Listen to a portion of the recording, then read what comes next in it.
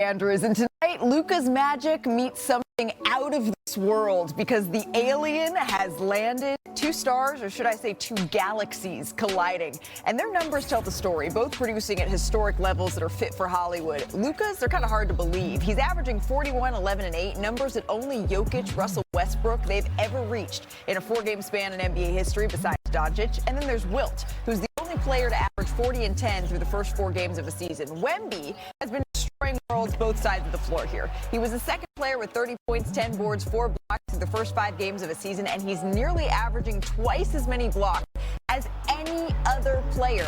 And fueled by their stars, the Spurs and Lakers, they find themselves at the top of the West, trailing only the Thunder in the conference standing. The Spurs, they started 4-0 for the first time in team history before dropping their last game. The Lakers, they're 6-2 on a 4-game winning streak heading into tonight's matchup. And yesterday, I asked Wemby about facing Luka Doncic.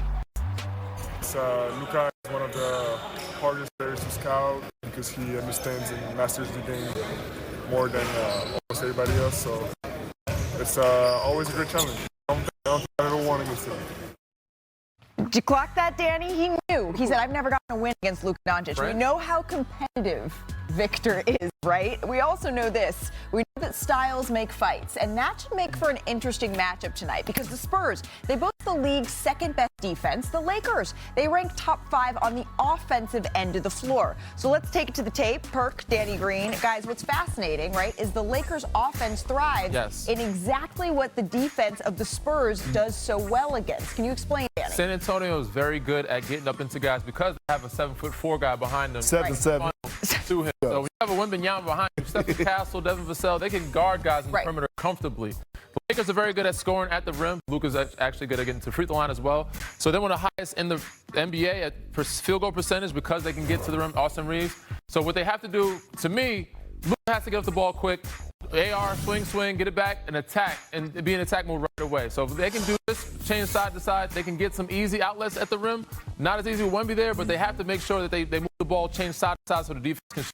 This right here is where they need to make their money. They need to put Austin Reeves, Luka Doncic in pick and roll to get Wemby away from the basket. This is the only way that you can get an easy look at the rim. So if you get your big at the basket, I know people get on Rudy Gobert a lot, but Luka does this to anybody. That's Bam Adebayo, he's doing it too. So he can get around any big, but if you got to get Wemby away from the basket as much as possible if you want to get some easy looks at the rim. All right, easy looks at the rim is a tall task, literally, when Victor Wembanyama is standing in the middle. But Luka is averaging over 41 a game, third most in the first 4 games of a season in NBA history, trailing only 2 Wilt years. You know that's pretty good. But Wemby and the Spurs, really good. They boast that's incredibly good. The second best defense in the league. So, Perk, how do they slow down Luka Doncic? Well, it's easy because this is not Rudy Gobert and it's not Karl Anthony Towns. We're talking about witnessing one of the greatest defenders of all time, on the verge of being one of the greatest defenders. And we're talking about 7-7 Victor. Look at this possession. First of all, he know who he's going. He's sagging off. Look at this. Look at the activity. The drop coverage, active hands,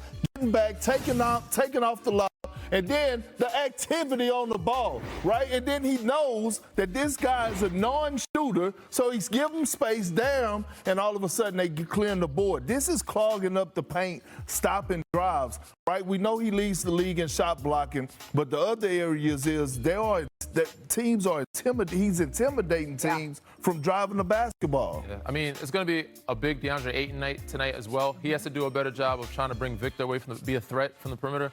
But ultimately, it's going to be Austin Reeves and Luka trying to put him in pick and roll and make him work on that end of the floor. Right. Thanks to Wemby, the Spurs have really walled off the paint with the third best defense against paint shots this season.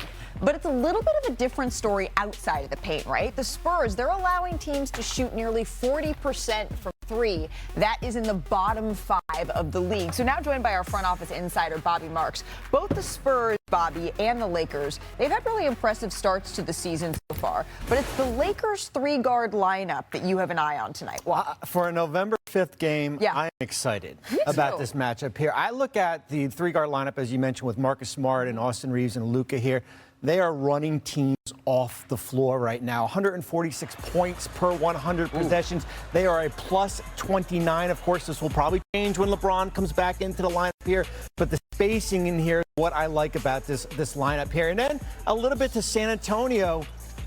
Did they find a little bit of a formula in that game the other night against Phoenix, getting Victor off the free throw line? 0 free throws that game here. But the chess matchup between J.J. Redick tonight, I'm all excited about this. I don't know if they'll be able to. I highly expect Victor to have a bounce-back game and play way better than he did against Phoenix. But if Lakers want a chance to win, they do have to push the pace. And I have to give a lot of credit to the young guys. Jake LaRavia is showing up. We said Marcus Smart, Rui Hachimura, they're playing well. But, they got to do a good job of trying to say, with Victor Wembanyama, they got to get him away from the basket as much as possible. They got to put him in pick and roll, make him work defensively as much as possible. But again, the Lakers have done a great job. I'm going to give a lot of credit to J.J. Redick and those younger guys that have shown up, Jake LaRavia and Marcus Smart and Knicks Jr. Yeah, getting some shots. To win a game against Portland with Luka and AR resting is a big win for them. Well, this is a huge test this is the biggest test for Victor and the San Antonio Spurs. That they've had so far this season. Yeah, they're going against the best duo in basketball right now. Yeah. Luka Doncic and Austin Reeves, right? Both of these guys are putting up MVP-type numbers, right? It's no other second option in the league or Robin in the league that's like Luka is top 5 in scoring. Austin Reeves is top 5 in scoring and top 5 in assists, right? And he's the Robin to this squad. So it's like it's like we're witnessing greatness right in front of our eyes when it comes to Austin Reeves. And why I say greatness? Because he's getting you to 31 points, but he's also getting you to 9 assists, so he's making people around him better. On top of that, when his shot is not falling, you know what great players do? They get to the free throw line. He is getting to the free throw line at a high rate, especially those games when Luka was not playing. So I'm looking around the league and I'm saying to myself, what other duo is doing what these two guys are doing? And it's not one. Yeah.